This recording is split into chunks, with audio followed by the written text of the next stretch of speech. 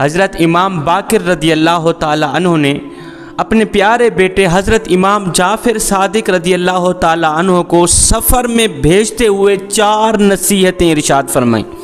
فرمایا بیٹے سفر کو جا رہے ہو، ان 4 باتوں کا خاص خیال رکھنا، بلکہ ان 4 خصلتوں کا خاص خیال رکھنا۔ کہا ابا جان وہ کون سی 4 باتیں ہیں؟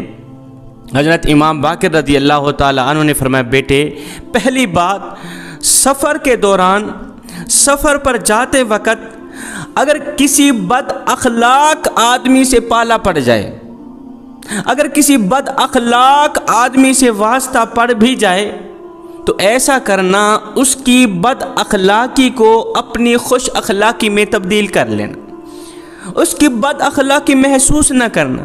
کہیں ایسا نہ ہو اس کی بد اخلاقی، اس کے غلط رویے سے آ کر تم بھی تلخ لہجہ اپنانے لگ جانا، ہرگز نہیں۔ اس کی بد اخلاقی کو، اس کے تلخ لہجے کو اپنے نرم لہجے میں بدل لینا، اس کی بد اخلاقی کو اپنی خوش اخلاقی میں بدل لینا۔ بیٹے ایک اچھا انسان اچھے گھر سے نہیں پہچانا جاتا، ایک اچھا انسان اچھی گاڑی سے نہیں پہچانا جاتا، اچھے نام سے نہیں پہچانا جاتا، اچھے لباس سے نہیں پہچانا جاتا۔ نہیں بیٹے، ایک اچھا انسان اچھے اخلاق سے پہچانا جاتا، اس کے اخلاق سے ہی پتہ چل جاتا ہے کہ وہ کتنا اچھا ہے۔ میرے نبی نے فرمایا قیامت کے دن ترازو کا جو پلڑا بھاری ہوگا، یا ترازو کے پلڑے کو جو چیز بھاری کرے گی وہ نماز نہیں ہوگی، حالانکہ نماز کی بھی بہت بڑی فضیلت ہے۔ ترازو کے پلڑے کو اتنا نماز نہیں بھاری کرے گی، روزہ نہیں بھاری کرے گا، حج زکوٰۃ کوئی بھی ایسا عمل بھاری نہیں کرے گا۔ ترازو کے پلڑے کو جو چیز بھاری کرے گی وہ انسان کا اچھا اخلاق ہوگا۔ ایک اچھا اخلاق ہی ترازو کے پلڑے کو بھاری کرے گا۔ ایک شخص میرے نبی کی خدمت میں حاضر ہوا، کہنے لگا آقا ہمارے محلے میں ایک خاتون رہتی ہے، عورت رہتی ہے، وہ نماز بھی پڑھتی ہے، تہجد بھی پڑھتی ہے، اللہ اللہ بھی کرتی ہے، قرآن بھی پڑھتی ہے، لیکن اس کے اخلاق اچھے نہیں ہیں، وہ ہر وقت تلخ لہجہ اپناتی ہے، گرد و نواح ہمسایوں سے اچھے اخلاق سے پیش نہیں آتی۔ تمام عورتیں اس کا گلہ کرتی ہیں کہ یہ کیسی عورت ہے، نمازیں بھی پڑھتی ہے، قرآن بھی پڑھتی ہے، اس کو بولنے کی تمیز نہیں، اچھا اخلاق نہیں اپناتی۔ ایسی عورت کے بارے میں آپ کیا ارشاد فرماتے ہیں؟ میرے نبی نے فرمایا ایسی عورت دوزخی عورت ہے، ایسی عورت دوزخ میں جائے گی۔ کہا آقا وہ نماز بھی پڑھتی ہے، وہ روزہ بھی رکھتی ہے، وہ تہجد بھی پڑھتی ہے۔ فرمایا سب کچھ کرتی ہے، اگر وہ اچھا اخلاق نہیں اپناتی تو اس کا کوئی بھی عمل کام نہیں آئے گا۔ یہ جو بد اخلاقی ہے نا، یہ اس کی تمام نیکیوں کو کھا جائے گی۔ بد اخلاقی، نماز جیسی نیکی کو، قرآن جیسی نیکی کو، ہر نیک کام جیسی نیکی کو یہ بد اخلاقی کھا جاتی۔ بد اخلاقی تمہاری نیکیوں کو اس طرح کھاتی ہے جس طرح آگ لکڑیوں کو کھاتی ہے۔ ایک گنہگار شخص تھا، بدکار تھا، ساری زندگی اس نے آوارگی میں گزار دی، وہ فوت ہو گیا۔ جب اس کی قبر کھودنے لگے، اسے تدفین کرنے لگے تو لوگوں نے دیکھا قبر میں نور ہی نور تھا، ایسے لگتا تھا کہ جنت کی تمام کھڑکیاں کھول دی گئیں۔ اس کی تدفین کی گئی۔ کافی عرصہ بعد وہاں کے ایک بزرگ نے، درویش اللہ والے نے خواب میں دیکھا کہ وہ گنہگار شخص جنت میں ٹہل رہا، جنت کی وادیوں میں گھوم پھر رہا۔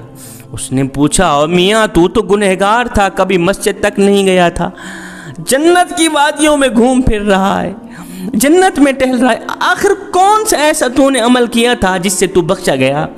اس نے کہا جی ایسا ہوا جب میرا جنازہ جا رہا تھا نا، تو میرے جنازے میں آنے والا ہر ایک نیک شخص، میرے جنازے میں آنے والا ہر ایک عبادت گزار، ان کے لبوں پر یہی تھا کہ یار یہ بڑے ہی اچھے اخلاق والا آدمی تھا، یہ جو مرا ہے نا، اچھے اخلاق، بڑے ہی اچھے اخلاق تھے یار، بولنے کی تمیز تھی، اچھا لہجہ تھا، نرم لہجہ تھا، کبھی کسی سے لڑا جھگڑا نہیں تھا، اچھے اخلاق والا تھا۔ تدفین کے بعد جب میں اللہ کے روبرو حاضر ہوا، میرے اللہ نے یہ کہہ کر مجھے معاف کر دیا کہ اے بندے، میرے نیک بندوں نے گواہی دی ہے، میرے عبادت گزار لوگوں نے گواہی دی ہے، تہجد گزار لوگوں نے گواہی دی ہے کہ تو اچھا ہے، بس ان کی گواہی پر میں نے تیرے تمام گناہوں کے اوپر پردہ ڈال کے میں نے تمہیں بخش دیا ہے۔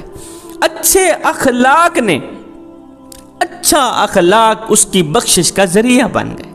تو فرمایا بیٹے، سفر کے دوران اگر کسی بد اخلاق آدمی سے پالا پڑ بھی جائے، واسطہ پڑ بھی جائے، تو محسوس نہ کرنا، بلکہ اس کی بد اخلاقی کو اپنی خوش اخلاقی میں تبدیل کر لینا، یہی تمہارے حق میں بہتر رہے گا۔ فرمایا دوسری بات، دوران سفر اگر کوئی آپ پر احسان کرے تو فوراً اللہ کا لاکھ لاکھ شکر ادا کرنا، خدا کا شکر ادا کرنا، اور سنو، خدا کے شکر کے بعد فوراً اس شخص کا، اس محسن کا بھی شکریہ ادا کرنا جس نے تم پر احسان کیا۔ اگر کوئی راستے میں دوران سفر ایک گھونٹ پانی کا بھی دے دے، ایک ٹکڑا روٹی کا بھی دے دے، کسی اچھے سائے میں بٹھا دے، کوئی پناہ دے دے، سیدھا راستہ دکھا دے، اچھی بات بتا دے، تو اس کا تم پر احسان ہے، تو اس کا فوراً شکر ادا کرو، کیونکہ میرے نبی نے فرمایا جو شخص اللہ کی مخلوق کا شکر ادا نہیں کرتا وہ اللہ کا بھی شکر ادا نہیں کرتا، جو مخلوق کا شکر ادا نہیں کرتا وہ اللہ کا بھی شکر ادا نہیں کرتا۔ سمندر کے کنارے ایک شخص کو چیتے نے کاٹ لیا، وہ زخموں سے چور چور ہو گیا، اس کا سارا بدن خون سے لت پت ہے۔ حضرت شیخ سعدی رحمۃ اللہ تعالی علیہ فرماتے ہیں جب میں وہاں سے گزرا میں نے دیکھا، پوچھا، او میاں، تو زخموں سے چور چور ہے، چیتے نے تجھے سارا کا سارا کاٹ لیا ہے، لیکن تیری زبان پر شکر کے ترانے کیوں ہیں؟ تو یہ کہہ رہا ہے یا اللہ تیرا شکر ہے، یا اللہ تیرا شکر ہے، بجائے شکوہ کرنے کے، بجائے گلہ دینے کے کہ یا اللہ تیرے چیتے نے مجھے کاٹ دیا، اور بجائے شکوہ دینے کے تو شکر ادا کر رہا ہے۔ اس نے کہا حضرت میرا جسم زخمی ہو گیا ہے تو کیا ہوا، میری زبان تو سلامت ہے۔ اللہ اکبر، جب تک یہ زبان سلامت رہے گی شکر کے ترانے گاتی رہے گی، میں اللہ کا شکر ادا کرتا رہوں گا۔ جسم زخموں سے چور چور ہو گیا تو کیا ہوا، جسم کسی کھاتے کا نہیں رہا، کسی کام کا نہیں رہا تو کیا ہوا، زبان میں تو شکر کرنے کی ہمت ہے نا۔ فرمایا تیسری بات، دوران سفر اگر کوئی تم پر مصیبت آ جائے تو فوراً عاجزی اختیار کرنا، فوراً عاجزی اختیار کرنا۔ جب دوران سفر مصیبت آ جائے تو عاجزی اختیار کرنے کا مطلب یہ ہے فوراً دعا کرنا، مالک مجھے اس مصیبت سے بچا لے، میں یہ مصیبت برداشت نہیں کر سکتا۔ اور چوتھی بات میرے بیٹے کان کھول کے سن لیں، دوران سفر اگر زاد راہ ختم ہو جائے، کھانے پینے کا سامان ختم ہو جائے تو بیٹے بھوکے تو مر جانا مگر بے نمازی ہو کر نہ مرنا۔ بھوکے مر جانا کوئی بات نہیں، بے نمازی ہو کر نہ مرنا۔ نماز 5 ٹائم ادا کرنا، کیونکہ نماز تیرے نانے نبی کی آنکھوں کی ٹھنڈک ہے، نماز دین کا ستون ہے، نماز مومن کی معراج ہے، نماز کا دامن کبھی نہ چھوڑ۔